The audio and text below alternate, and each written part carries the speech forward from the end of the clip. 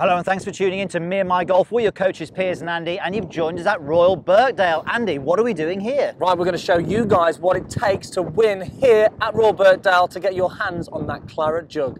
Let's take charge of your game. So the journey to becoming the champion golfer starts here. First tee, Royal Birkdale, and it opens up with a fantastic par 4. Dogleg to the left with danger on the left-hand side with a deep bunker waiting for you there. Also, we have out of bounds all down the right-hand side. So players are faced with a decision.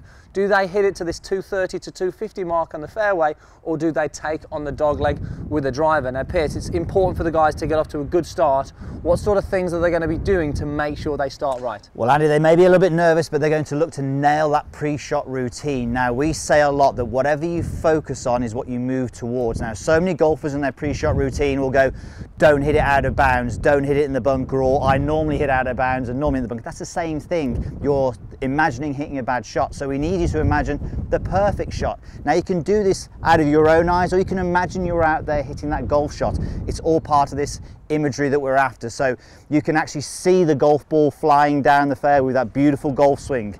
You can actually feel that contact of a great strike and that free-flowing swing as you're doing it. Maybe even hearing that perfect strike and your playing partner saying great shot. Soak it all up, put all of this imagery into this perfect shot, and now you've got a chance of playing it. So Andy, for me, it's about visual, so I'm seeing that red trace attached to the golf ball as it flies down the fairway. Wind's hard off the left, so I'm going to be drawing it against it. This is true link style, exactly what the players are going to be met with. So all I'm doing now is I'm really keying into that image. I'm only seeing the perfect shot that I want to hit.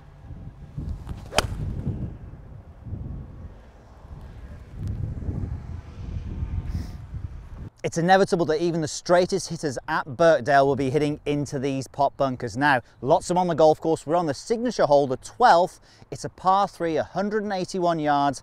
And as you can see, we've got bunkers short left and short right to a very small target. Now, Andy, you've got to get above this lip. What are you going to do this? Well, I need loft. That's the key thing. So the first thing I'm going to do is go to my most lofty club, which for me is my 58 degree. Now, the key thing really is being able to really use this loft well. So we want to create as much loft as possible in the setup and swing. So here we go. The first thing I'm going to do is really open the face here before I take my grip.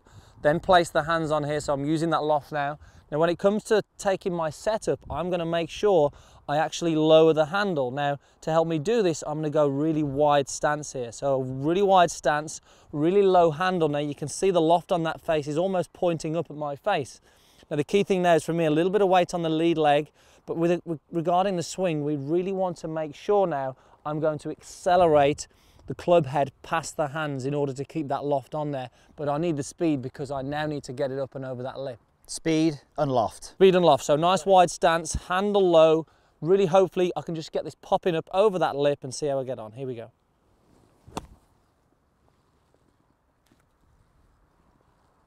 To be the champion golfer at Birkdale, you're going to have to adapt your ball flight. You're going to have to hit low draws, high fades in order to fit the shapes of the holes and also control it in the wind. So we're on the 17th tee. This is a monster par 5, 570 yards. We've got bunkers on the right-hand side of the fairway, 313 yards to reach those, mounds on the right and the left, dogleg slightly round to the left. So Andy, if you can get a draw shape on this hole, and even though it's downwind, we're going to go with a low draw, we can get probably 50, 60, 70 yards of run on this shot and make it a 2-shot par 5. Definitely, yeah, and look, avoiding getting the ball too high so it's not affected by the wind. Really, if I can get it on the ground rolling here, yeah, I'm going to get the most out of the shot. So there's two things I'm going to do. Obviously, I want to go low and play this draw shot as well. So the first thing I'm going to do is tee the golf ball up a little lower than usual. This is just going to help get me that slightly lower launch angle.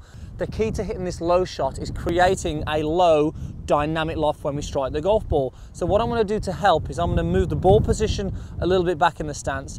And in the golf swing, I'm actually going to feel that the lead wrist bows when I get to impact. So you can see there my glove is pointing down towards the ground. This is going to keep the loft off the club and get this golf ball coming out extremely low. Now all I need to do now is put the draw component into it. So I'm going to aim my club face about target, position the body to the right, my ball position is back. Now to finish the things off, all I'm going to do is actually abbreviate my finish to keep that golf ball low and running down that fairway, and hopefully get a good way down there. Okay, so a 2-shot par 5 coming up. Okay, ball back, aim right, and just hold that finish.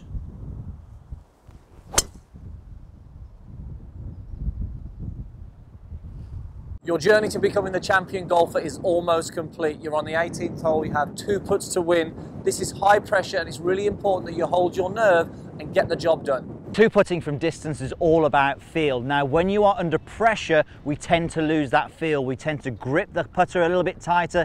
The stroke gets a little bit faster. So there's some key things that we need to do to seal the deal here on the 18th green. So what we're going to do first of all is a lighter grip pressure. So this grip pressure is going to be lighter so you can feel the club head. Then you need to have a practice stroke.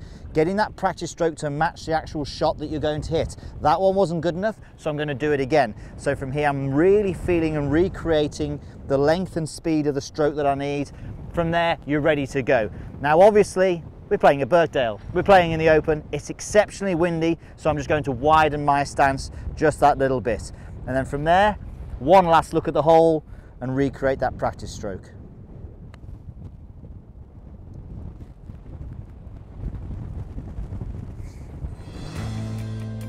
If you're a beginner or your friends are just learning to play golf, then make sure you check out our website, which is all about beginners for the month of July. Click the link in the corner and start your 30-day free trial today. Thanks for watching, and we'll see you soon.